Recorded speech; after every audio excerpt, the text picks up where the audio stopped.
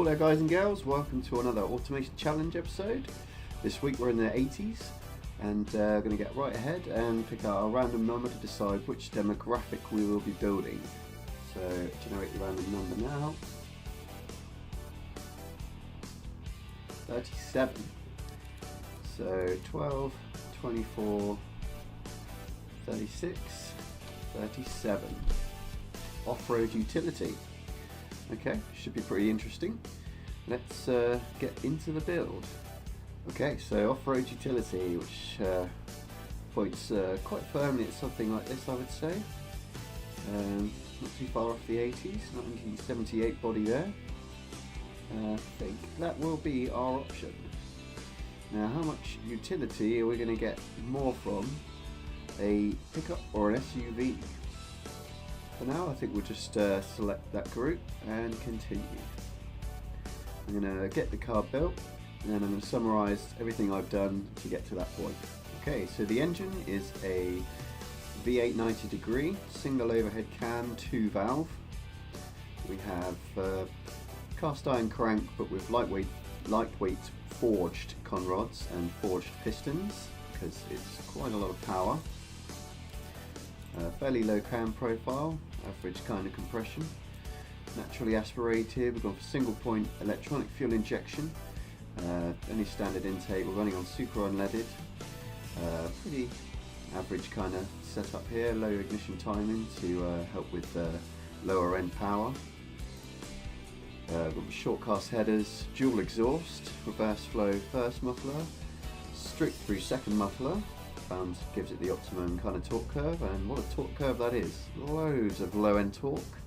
It's exactly what you want for off-road and utility. This is kind of a race thing. I don't think you need to worry about too much what goes on in the higher range. So let's have a little look.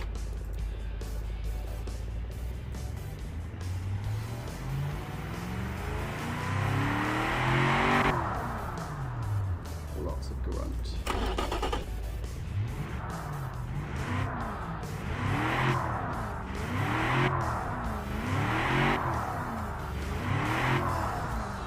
5.8 litres, slightly overstroked, as you can see here, of a 94 over 104.4 water stroke ratio. Okay, so let's continue with the build. Okay, so we've finished the build, got some pretty good scores. We've gone for steel panels, ended up with a monocoque chassis rather than light truck monocoque, prefers that. Galvanised steel chassis. We've gone for front transverse engine because that plays a lot better into this demographic. We've got front double wishbone suspension and the solid axle coils on the rear because this demographic like pickup trucks. So we've gone for a pickup body. I've explained the engine. That's all still the same. Lots of low grunt. That's what we want. For off-road especially, well, for utility especially I should say.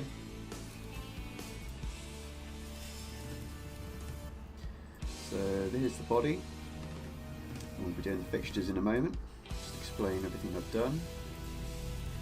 So it's got an advanced automatic transmission, 4-speed, with a sort of overdrive kind of, and we've gone for chunky off-road tyres of course, not massively wide.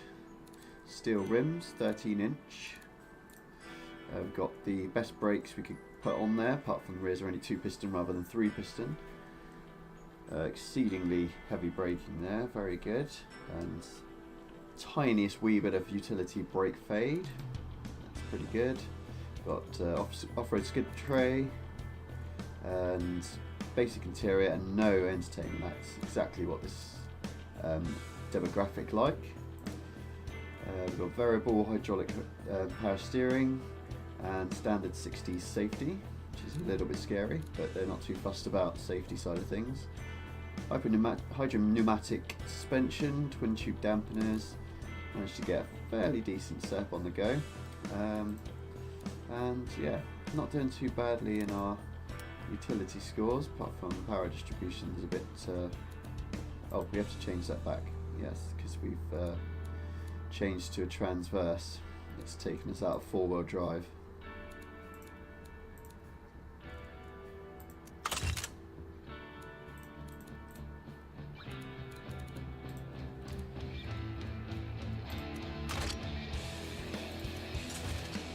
Okay, rear-wheel drive it's going to be then.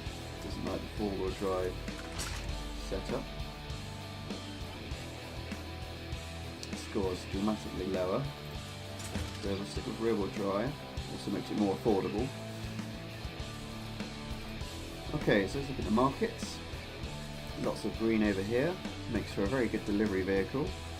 And utility off-road, utility premium even though it has no interior essentially, a basic interior. Yeah, pretty damn good scores there, I'd say. And let's just see how we're doing in the other countries. Green, you don't want to know it. Ahana, they don't mind it as a heavy utility vehicle, but this is definitely a Gazmir car, that's for sure. Lucia, no, and Daluha, they like it also. Well, they like it a lot. Not quite as much in the demographic we're going for though. So back to Gazmir, and 139.6, that's a great score. Okay, so time for fixtures.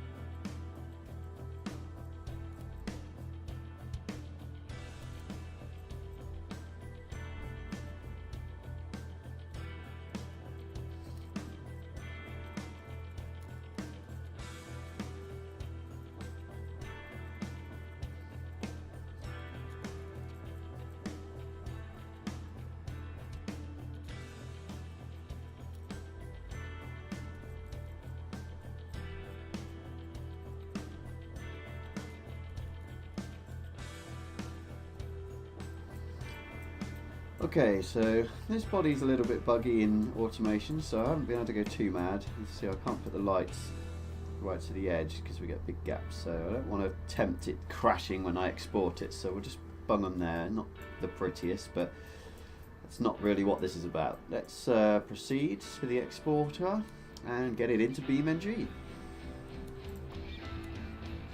Okay, just tinkered a little bit more, squeeze a bit more score out with some fine tuning. 141.1, pretty decent, not particularly affordable sadly, but that's not really what this is about.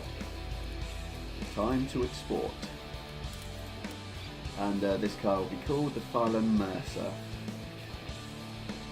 Okay, now that we've exported, let's take it to Tsukuba and send it for our 2-lap session for us to try and beat in beamng. She goes with 5.8 litre V8, probably a little bit overkill, but sounds like a lot of fun to me. Now with chunky off-road tyres, I doubt it's going to do too well on the tarmac. Should have for an interesting challenge. It's a top speed of 112. 0 to 60 in just under 10 seconds, so she's quite a heavy beast.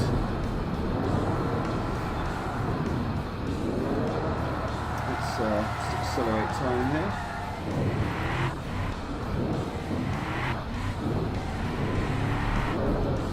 Most of our cars so far have done the first lap in about 1 minute 30. And this is going to be a little slower, 35, 4 even.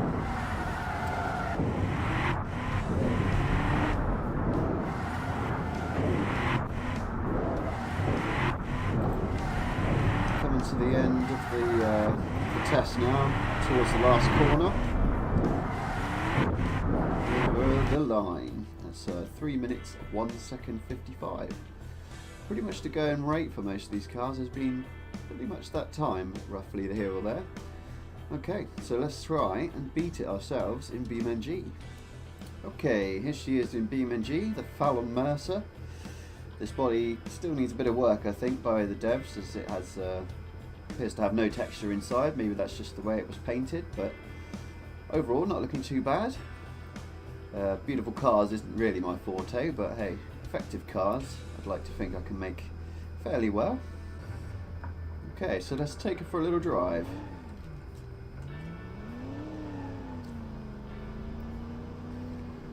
Yes, can definitely feel there's a lot of power in here.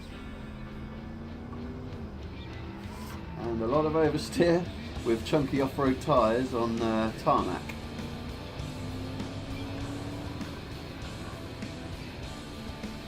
I can sense this will probably be quite challenging.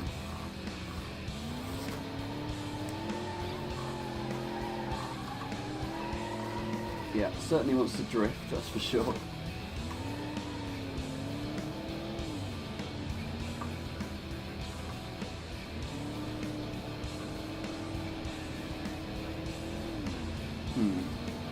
This is going to be a little bit difficult, I think. All this power, no traction. We'll see how we get on.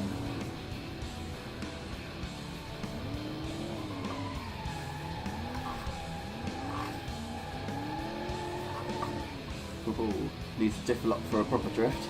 We can do that. So what kind of speed we can get just flat out in a straight line. Oh yeah, lots of power there, nearly hit 90. Okay, so I'm going to have a little practice and then we shall lay down our time.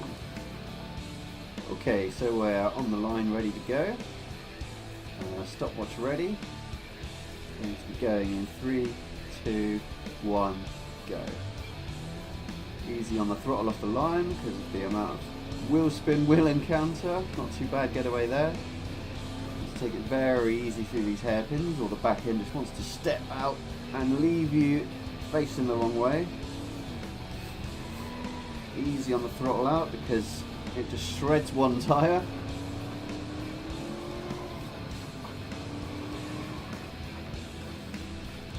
Automatic transmission is sometimes helpful and sometimes a bit detrimental when you're trying to push the car fast. Wheel spinning all the way out of there.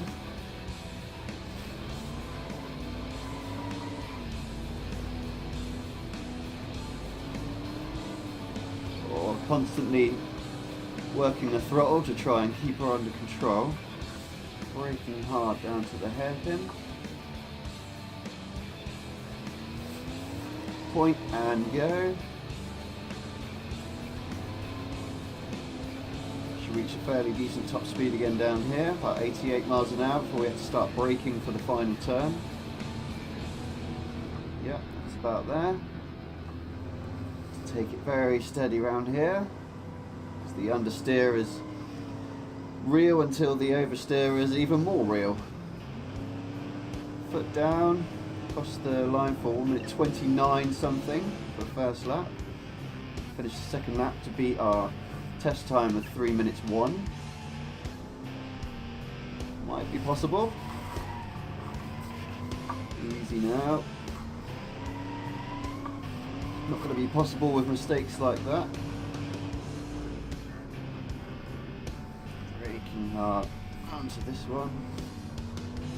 Try not to scrub too much speed. Those one wheel peel lines.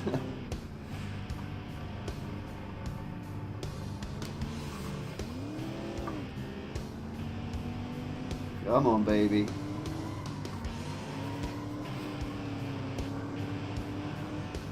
And braking hard again for the final hairpin.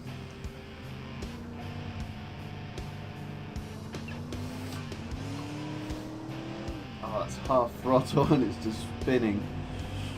So much power in this engine. Okay, come up to the final turn.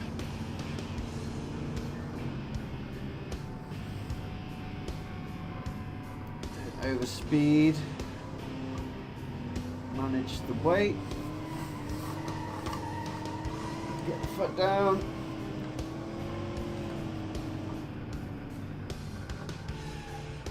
and that was a 2 minute 56.4. So we beat the time again for 5 seconds, near enough. Not too bad. Now let's have a little look at how it handles with the rear diff locked up. See if we can get some drift action.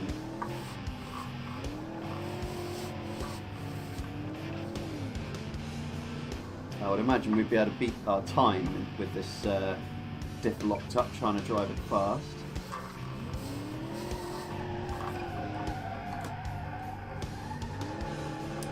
A little ambitious there. We've definitely got a lot more ability to accelerate with both wheels locked.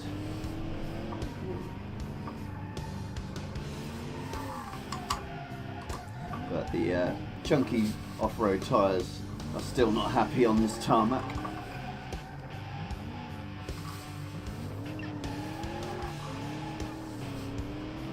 Let's try a little slide around this hairpin in the last turn.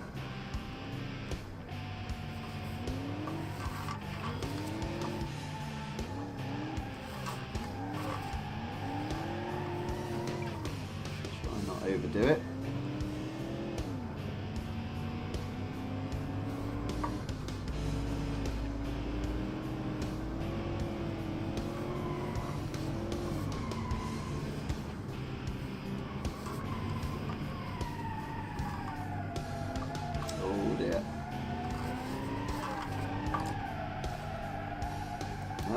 It's very rebellious on this tarmac, so let's take it somewhere where it's going to have a little bit more chance of doing its thing. Okay, so we've got a 400 kilo rock, not tied down, loaded into the truck bed. Got a little dip on the suspension now. Let's just see how she handles now.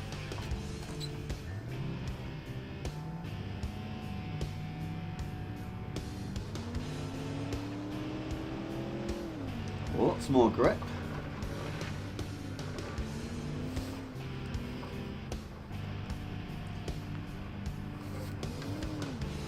I did try a 1,400 kilogram weight, but that was too much.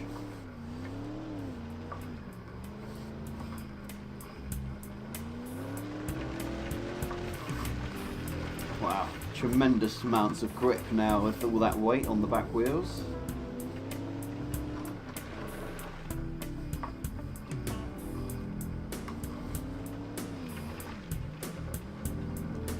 And so, we lost our load.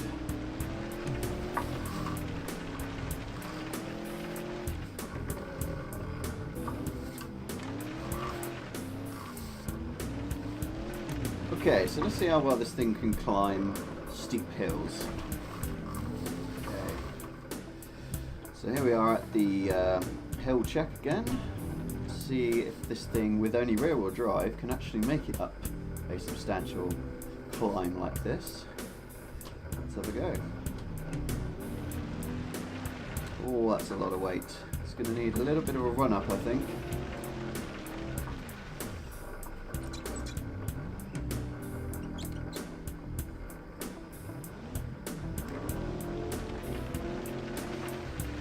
A little bit like that.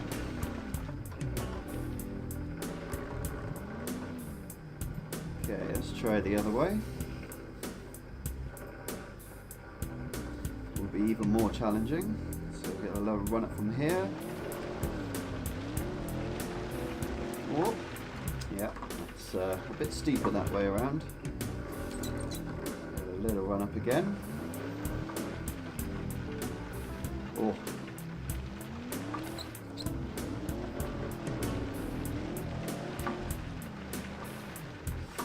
It's definitely not the best gearbox for this kind of thing. We can't put it into a lower range.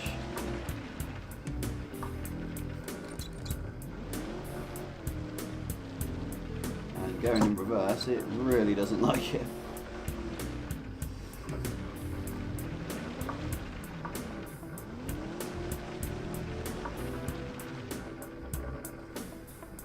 Okay, so for the final test, I've brought it to Jungle Rock Island, one of the dirt configuration time trials.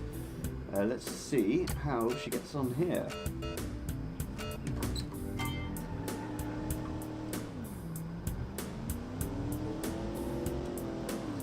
diff locked so we get a bit of extra grip. And onto the dirt roads. It's the same route, I believe, as the supercar rally scenario that comes with this map.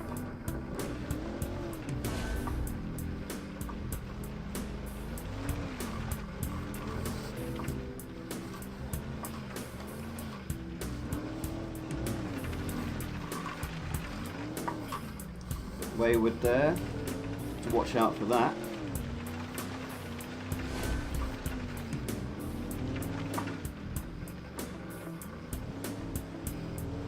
Definitely feels more at home in this dirt with the off-road tyres. Still quite a handful to handle there, that's for sure. This gigantic engine.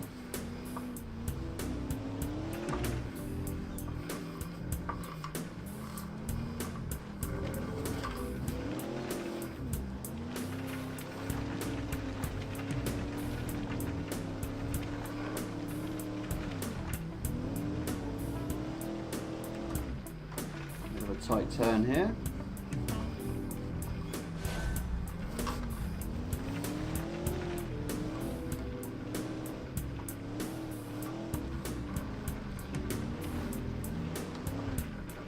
Another wiggly bit. Oh, it's tight. Okay, working our way down the side of the hill. Mountain, you can almost call it. Oh, that's too fast. Oh, that's too fast. Oh dear. And off we go. Oh, well, that's it for this week, guys. Thanks for joining us on this Automation Challenge episode. If you like what you see and you want to see some more, perhaps give us a like and subscribe. Tell your friends. But until then, we'll see you next time.